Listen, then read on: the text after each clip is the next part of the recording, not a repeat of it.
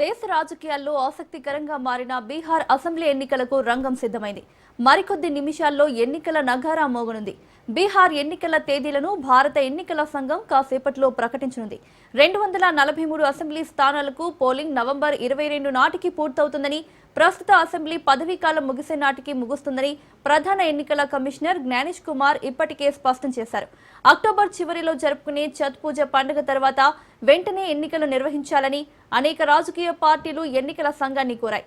ఇతర రాష్ట్రాల్లో పనిచేసే పెద్ద సంఖ్యలో ప్రజలు ఉత్సవాల కోసం రాష్ట్రానికి తిరిగి వస్తారని, ఎక్కువ మంది ఓటర్లు భాగస్వామ్యం అయ్యేందుకు అవకాశం ఉంటుందని పార్టీలు ఈసీకి వివరించాయి.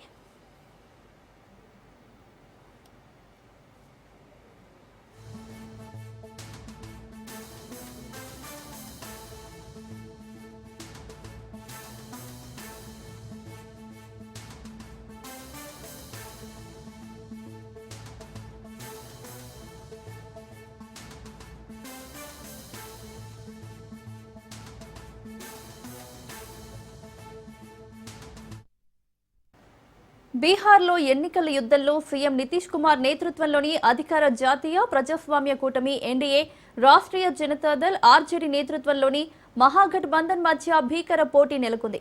ఎన్డీఏ ప్రస్తుతం 131 సీట్లు ఉండగా బీజేపీ 80, జేడీయూ 45, హెచ్ఏఎం 4, ఇద్దరు స్వతంత్రులు ఉన్నారు. ప్రతిపక్ష పార్టీలకు 111 సీట్ల బలముండగా ఆర్జేడీ 77, కాంగ్రెస్ 19, సిపిఐఎంఎల్ 11, సిపిఐఎం 2, సిపిఐకి ఇద్దరు సభ్యులున్నారు. బీహార్లో 2020 అసెంబ్లీ ఎన్నికలు 3 దశల్లో జరిగాయి. ఎన్డీఏ అధికారాన్ని నిలబెట్టుకుంది. నితీష్ కుమార్ ముఖ్యమంత్రిగా ప్రభుత్వాన్ని ఏర్పాటు చేశారు. 2022లో నితీష్ కుమార్ ఎన్డీఏతో సంబంధాలను తెంచుకుని ఆర్జేడీ నేతృత్వంలోని మహాగఠబంధన్తో ప్రభుత్వాన్ని ఏర్పాటు చేశారు. 2024లో నితీష్ కుమార్ మహాగఠబంధన్ను వీడి తిరిగి ఎన్డీఏ కూటమితో కలిశాడు.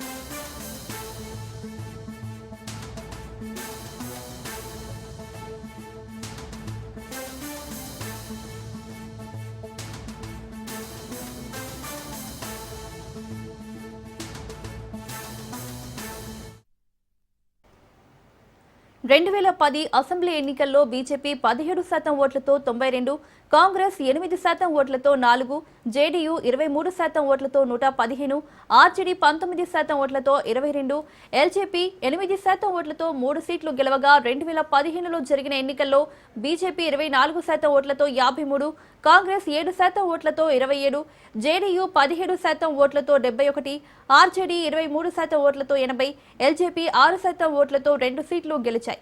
ఇక 2020లో జరిగిన బీహార్ అసెంబ్లీ ఎన్నికల్లో బీజేపీ 20% ఓట్లతో 74, కాంగ్రెస్ 10% ఓట్లతో 19, జేడీయూ 16% ఓట్లతో 43, ఆర్జేడీ 23% ఓట్లతో 75, ఎల్జేపీ 6% ఓట్లతో 1 seat గెలిచాయి.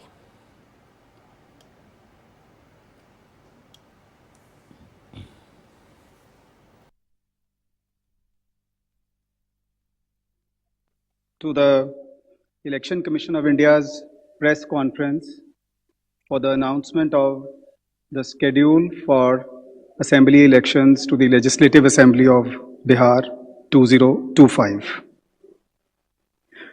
We have amongst us Honorable Chief Election Commissioner Shri Gyanesh Kumar Sir, Honorable Election Commissioner Dr. Sukhbir Singh Sandhu Sir, Honorable Election Commissioner Dr. Vivek Joshi Sir, Senior Deputy Election Commissioners Manish Garg Sir, Gyanesh Bharti Ji, Pawan Kumar Sharma Ji, Election Commissioners Yetru Ji, Sanjay Kumar Ji, Director General IT Seema Madam.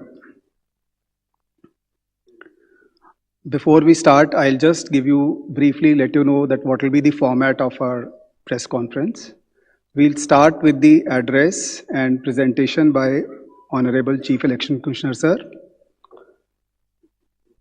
That will be followed by a question and answer session. For the question and answer session, as per our previous practice, we'll be taking questions in groups of 5, and then Honorable Chief Election Commissioner would be answering in those groups. Before you ask your question, I would request you to kindly introduce yourself and the name of the organization. Thank you all. I'll request you to put your mobile phones on the silent mode. Sir.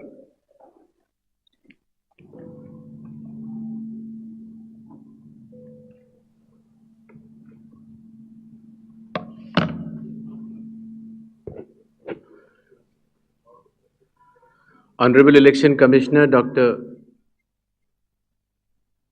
Sukhbir Singh Sandhu ji, Honorable Election Commissioner Dr. Vivek Joshi, election commission के वरिष्ठ अधिकारीगण और सभी media के साथियों,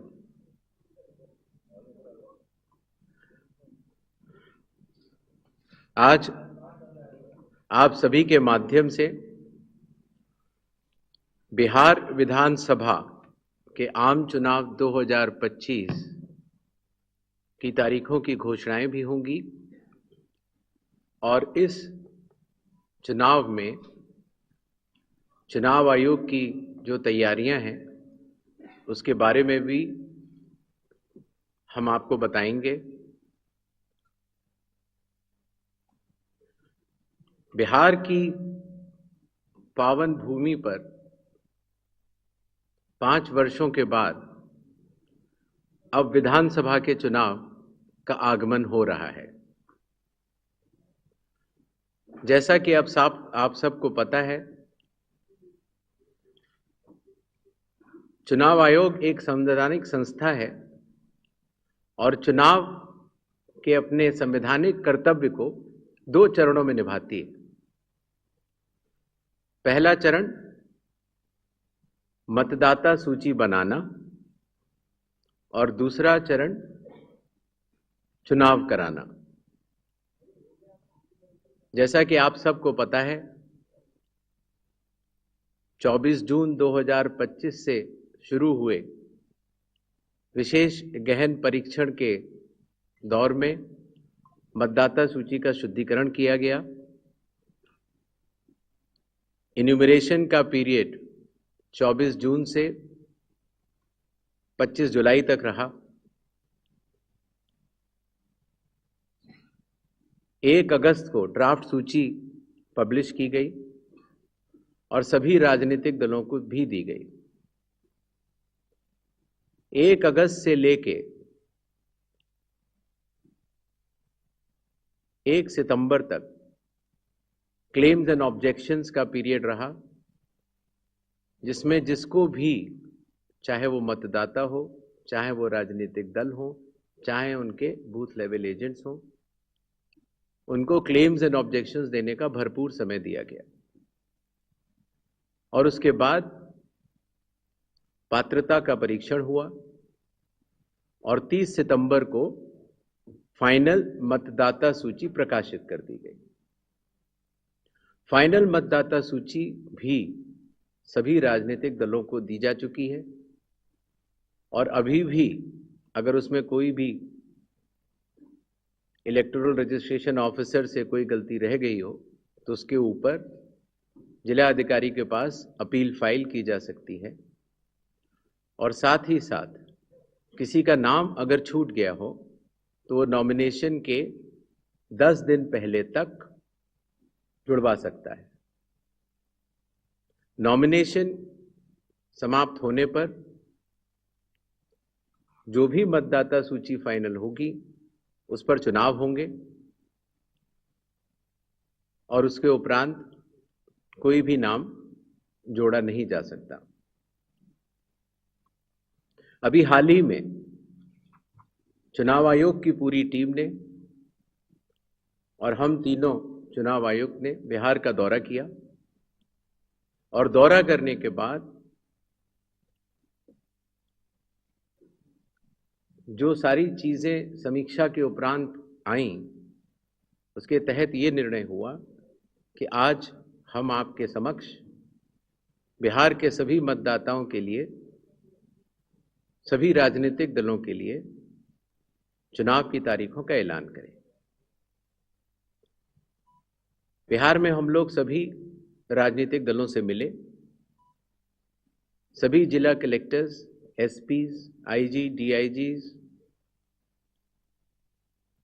DGP, chief secretary, divisional commissioners, enforcement agencies, सबके साथ CAPF के नोडल ऑफिसर्स, सबके साथ बैठकें हुई और आपके माध्यम से बिहार की जनता को चुनाव आयोग ये बतलाना चाहता है कि इस बार बिहार के चुनाव न केवल मतदाताओं के लिए बहुत ही सुगम और सरल होंगे, न केवल पूरी चुनावी मशीनरी तत्परता के साथ मतदाताओं के साथ खड़ी रहेगी, न केवल लॉ एंड ऑर्डर की व्यवस्था पर पूर्ण निगरानी रखी जाएगी, बल्कि शांतिपूर्ण ढंग से, पूर्ण पारदर्शी तरीके से बिहार के होने वाले चुनाव शायद सबसे अच्छे चुनावों के रूप में परिलक्षित होंगे, ऐसी चुनाव आयोग की मंशा है। इसके लिए चुनाव आयोग सभी राजनीतिक दलों का, सभी मतदाताओं का और सभी मीडिया कर्मियों का भी सहयोग अपेक्षित करता है। इसके पहले कि हम तारीखों की तरफ बढ़ें, एक छोटी सी प्रेजेंटेशन है जिससे कि काफ़ी वस्तु स्थिति आप सब लोगों के भी समक्ष आएगी और जनता के भी समक्ष आएगी। Presentation please.